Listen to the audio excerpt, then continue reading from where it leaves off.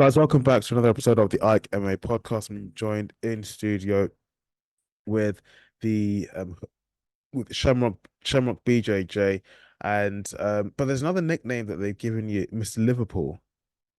Who's giving me that nickname, lad? No, it was in one of the documentaries I was watching about you and the other guys in the Oktagon MMA house on Channel 4, I think it was.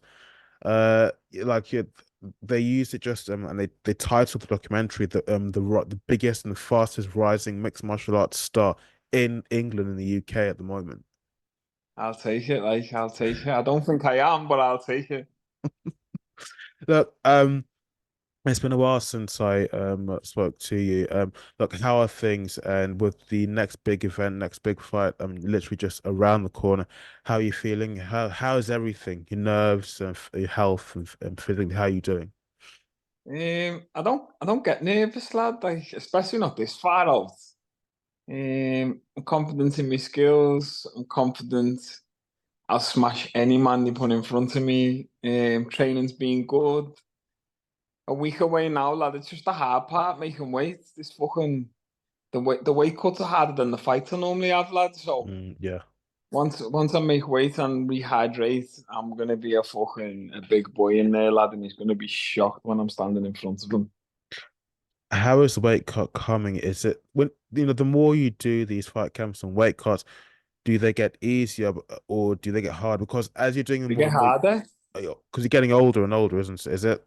Could I say because One, of age? age, and Yeah. two, it's a big shock to your body, lad. That you're basically damaging your body, you're dehydrating your brain, you're dehydrating your body, and then you're doing big, massive diets. Like maybe you'll lose 6 kilos by dehydration and 8 to 10 kilos by diet. Bro, it's not healthy, that lad. Of course, the more you do it, the harder they're gonna get. But what do we do, lad? Fucking, we just do more of them for some reason. Well, Like, Shem, you seem to I be, wish. you seem to be, Go let on. me, you seem to be shredded almost all year round. I never see you waste or anything like that. I don't have a cheat meal. I'm in the gym 6 days a week, 3 times a day. I don't celebrate no holidays, no Christmas, no birthdays. Like, this is all I do. This is all I want to do. This is all I've got. None of that other stuff entertains me. So I can get as big as 84 kilos, but I'll still have an 8 pack. And then I can somehow come down all the way to fight at 65 kilos and just have more of an 8 pack, I guess. It is what it is, lad. I'm just here to fight, aren't I? Now, your opponent, I watched the press conference with you guys, with all of you there on on the long conference table there. Um, the ghost, Stefano Catacoli. Is he Italian, is it? Or Italian descent? Lad, he looks like every race on the planet rolled into one man. I don't know what he is.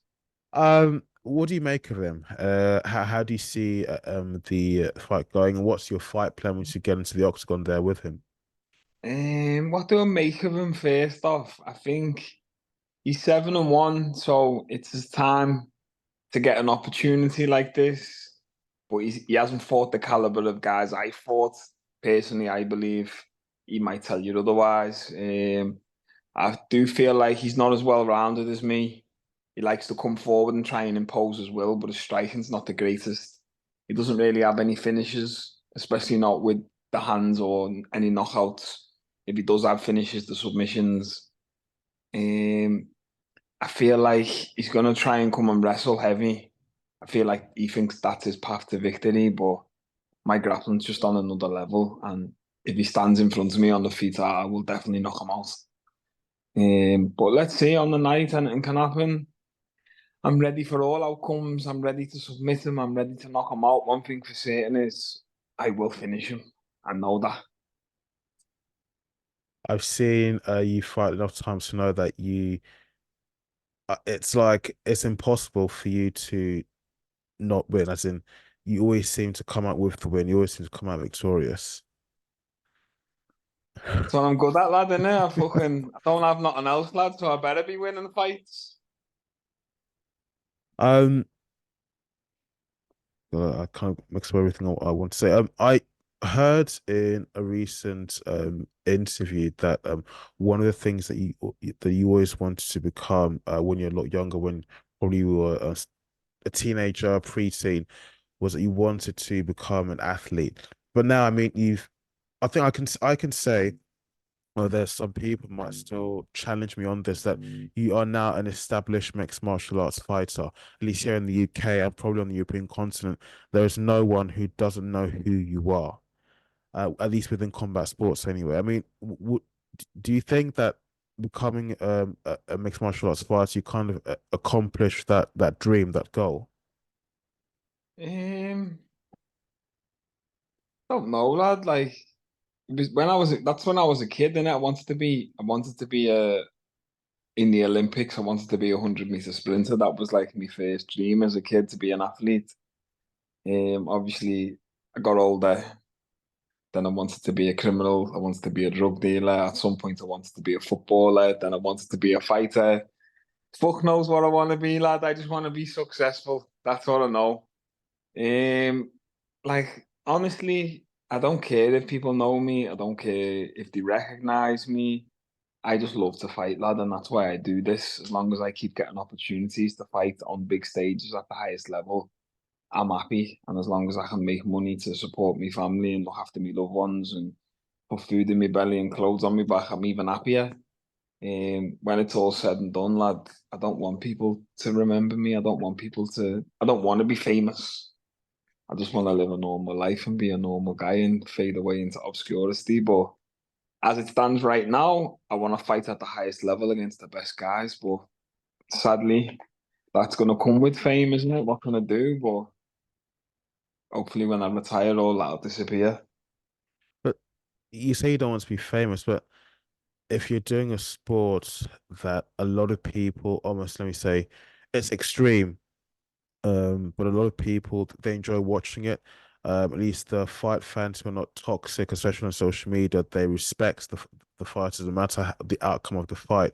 I mean, I think given your background and your backstory and all the stuff you had to go through to get to where you are now, I think you will be remembered. There's no way that you will not be remembered.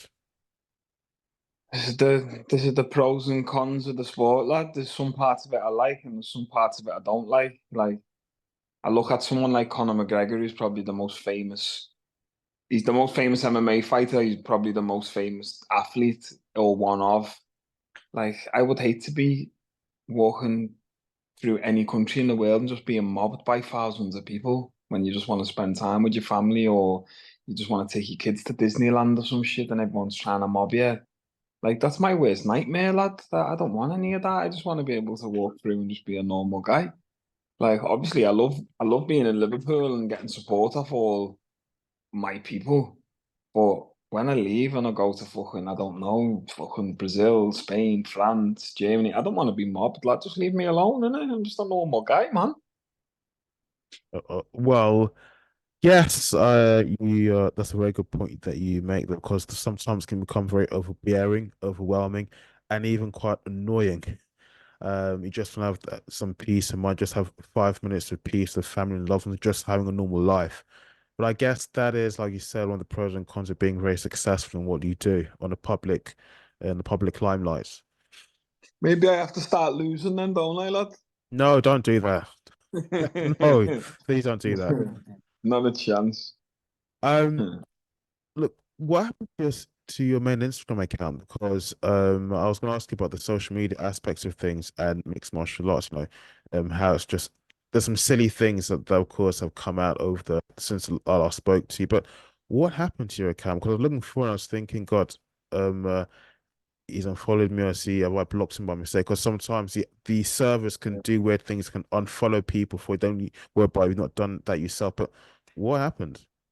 Instagram deleted my account, lad. Mark Zuckerberg don't like me no more, bro. Gonna say that. Um, all of the Czech fans keep reporting me accounts, I guess, and then eventually it just got deleted, bro. I replied to a comment and put okay. My comment was okay, fat face. Because to be fair, like the fella did have a fat face. And then it got deleted, lad. So I'm out here with no Insta right now. I'm on me I'm on my food page, but I'll probably make another one after the fight. I've paid someone to get my account back, so that's why I haven't made a new one. I'm trying to see, do I get my old one back? If I don't, then after the fight, I'll probably just make a new one, lad. It's quite annoying that they made this thing. They always claim free speech and all that, but then you have the people who are running it are actually just snowflakes, people who are weak. And to be honest, it's no surprise, especially here in the UK, the society always caters to those people who really are weak and just have very thin skin, they're not thick-skinned. And yeah, I mean, I can't really say much more. So I'm just going to be saying stuff that you know already, and anyone else listening or watching this knows already. Also, it is ridiculous. I mean, either let people really enjoy it, do it properly, or just don't do it at all. Scrap the whole thing. You need to make Instagram like Twitter where you can just say and do anything. Yeah, yeah, no, of course. But it is what it is. Please hang in there. I would like to see your old account back. Um, how is fight camp going? And I was gonna ask you about this CMOS thing. What is that? Well, I've seen it on your Insta quite a few times now, but what is it actually made from moss thing from the So sea? basically, lad, if you were to go to Holland and Barrett or any of these supplement shops now on the market Yeah. and buy every vitamin and mineral that your body needs, you're probably going to walk out there spending grand. Where this our product here, Mm-hmm. take a good look, the Royal Mineral Mineral CMOS. super CMOS. Yes. This contains 102 of the essential vitamins and mineral, 102 that the body needs. So you need 102. This has all 102. It's sea moss, burdock root, bladderwrack, elderberry, spring water, and lime juice. You can't go wrong, bro. And I swear by this. This and creatine are the two supplements that I will always take all year round. Um, you just notice a massive difference, even in like 3 weeks of taking it. You just even like waking up in the morning, the brain fog, you won't get that no more. Even physically in your body, you see like striations in your abs and your obliques. Even though you haven't changed nothing else, you're still on the same diet, you're still training the same. All you've added is that one supplement. Um, and if you've seen it, Dennis Frimpong, he takes it as well. He'll vouch by Yeah. it as well, lad. When people ask us how we getting these knockouts, lad, we just swear by the CMOS because it's just powerful, man. But the problem is, most of these people who are selling CMOS are half scamming you because this is wild crafted CMOS, which means this actually comes from Peru. It's picked off the rocks in the ocean, where most people are line growing the sea moss, so they're just growing it on rope in water. So it doesn't have the same minerals and vitamins as pulled out the earth as wild crafted moss would. So I stick to the product I know, and that is Royal Minerals. You won't get nothing better. A jar like that, around how much would it cost? I'm guessing since it comes from outside the UK, it'll cost quite a dear amount. Well, it's made here in the UK. He just gets the moss sent dried from Oh, over there, and then he makes it here, so it's fresh. I Um, see. it's no more than £20 like for a jar, and a jar of last year. If it was me, because I nail it, it'd last me a week, but it probably last you 2 weeks. I see. And how would you take it? Just take it raw from the jar? Do you take it with your food, breakfast, lunch, or dinner? So I like to wake up in the morning. I like to spray some magnesium oil on my stomach because magnesium oil on your stomach will make your gut absorb more nutrients. Then I wait for around half an hour. I break me fast in the morning with the sea moss. That's the first thing I eat. I have 2 big tablespoons of sea moss, and then I have no breakfast and just let it sit for half an hour, and then I have me breakfast, and then I go about my day. Right now, it's not so. Basically asking where could I get my hands on something like that. I'll send you the page. Royal Minerals, the Instagram's called, and Okay, he'll just send it in the post to your house. okay, okay. So That's try anyone who's actually. watching who wants some at Royal Minerals, Right, I'll I'll give that a send you the try. page later. Thank you very much. Thank you. Um, Now a former opponent of yours, from the Czech Republic, has been very prominent thanks to yourself because you've been, he's always run away from you at least on more than 2 occasions when he's supposed to fight you at Oktagon MMA. What is the beef between? Technically, he's not a former opponent because he didn't get in there with me. He's a shithouse. Yes, yes, yes. What happened to you two guys? We all know what happened in it. I fucking kicked him at the weigh-in and scared him away. And no, he won't step in there, lad. He's had the chance to step in there with me multiple times, and he obviously doesn't want to. I know after this fight in Birmingham, there's a big card coming up in Eden, 30,000 seater stadium, 6 weeks after the fight. If they want me to fight him, I'll fight him in his back garden. It's in Czech. I don't mind. I'll fly over there and fucking kick shit out of him. But I just feel like he'll never accept a fight with me. I think he's terrified to fight. Did they give you a reason, as in did his side give your side a reason as to why he pulled out the last time? Nothing. Uh, They said he broke his rib, and they said they were going to do an X-ray and all that one, but no X-ray come. Nothing happened about it. He never broke his rib. I know where I kicked him. I've kicked 1,000 livers in my time. I hit all soft. It was all internal organ, no ribs. I know that for a fact. He just seen a way out of the fight, and it's my Mm. fault because I give him it, lad.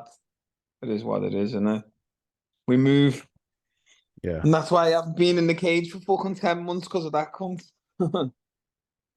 Look, in the past, well, I say the past, but your fight record, you've had a very successful career. Um, what has been your toughest fight, your toughest opponents? The best guy I've fought, in my opinion, is definitely Ike Mma.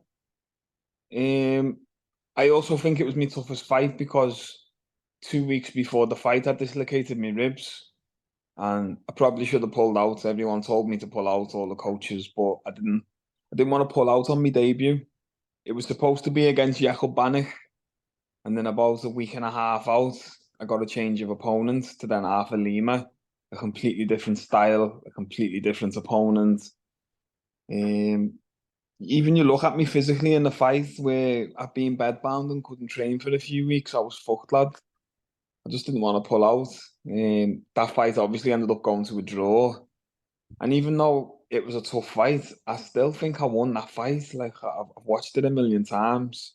I think he won the first round and I clearly won the last two.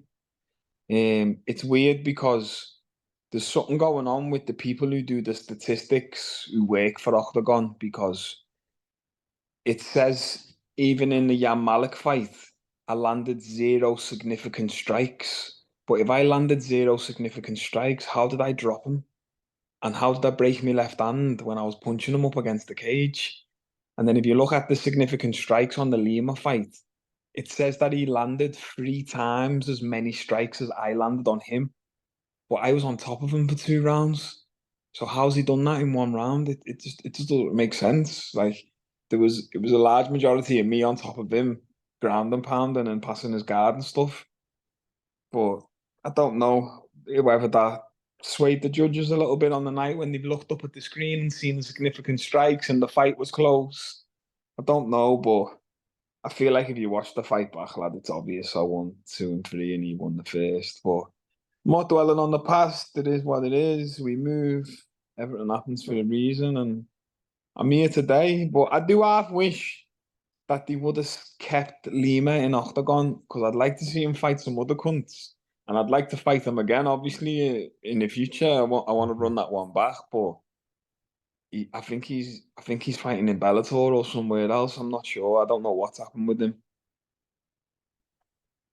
Touching on that, it's something that I've seen that does wear its ugly head quite often, more often than I'd expect. Whereby you watch a fight, you can clearly see, even a novice who doesn't follow combat sports so often can clearly see who is winning because they're landing more attacks, more blows, more takedowns, and their ground game seems to be on point.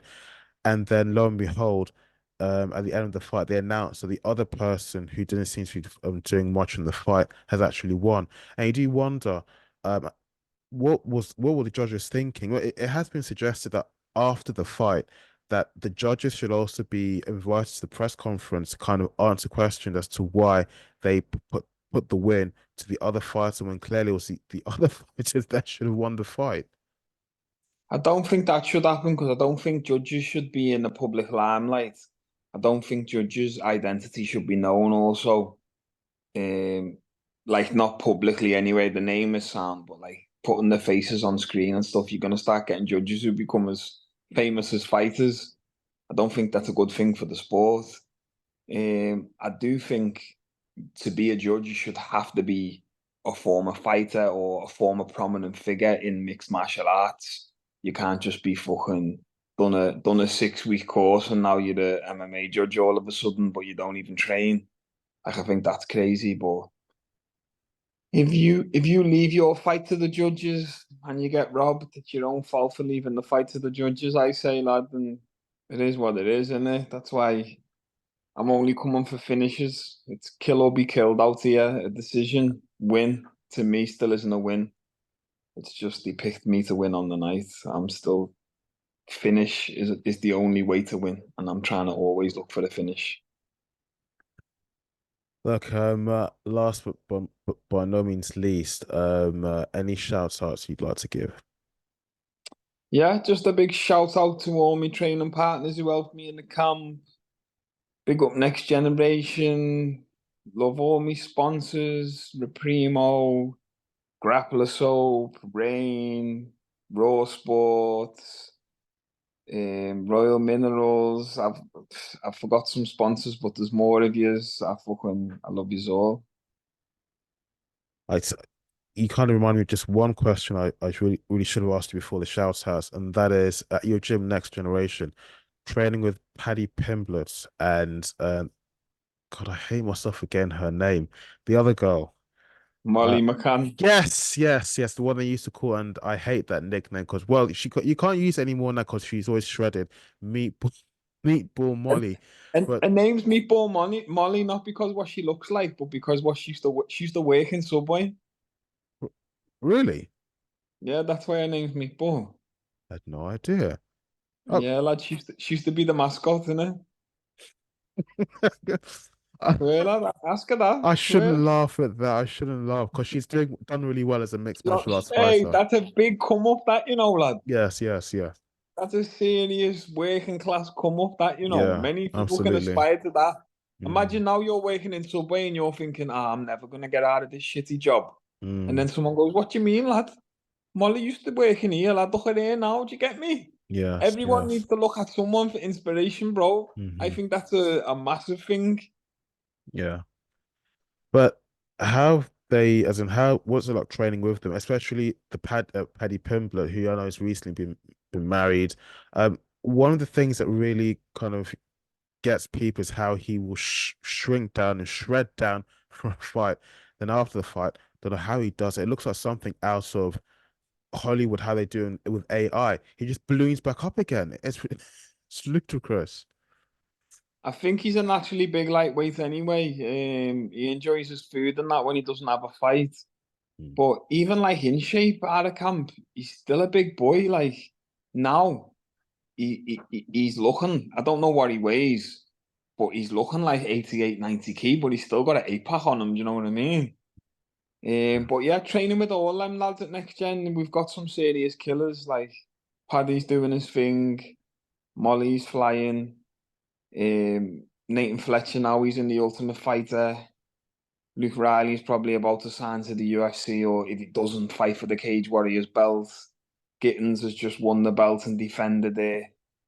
Fucking lad, the room's just full of serious killers, bro, and we're all just fucking repping the Scouse MMA, lad, and we're all just flying, and it's a boss place to be right now, lad. What can I say? No, no, there's no question there will be. No doubt. I mean, you've got big names in there, Paddy, Pimblett, Molly, yourself. So definitely, there's going to be a lot of eyes on that gym because you guys producing lots of talented fighters. No question about that. Yeah. Um, Shem, thank you so much for coming on the show. Guys, if you did watch the episode right to the end, if you watched on YouTube, don't forget to subscribe and leave a like. If you're listening on the audio platforms, especially Spotify, don't forget to leave a rating. It really does help the podcast grow. Shem, once again, thank you for coming on and good luck for April 20th at Oktagon MMA 56. I look forward to seeing you in the cage. Thank you so Thank you, much. brother. Appreciate it, lad. Thank you. Take care. See you later, lad. Bye.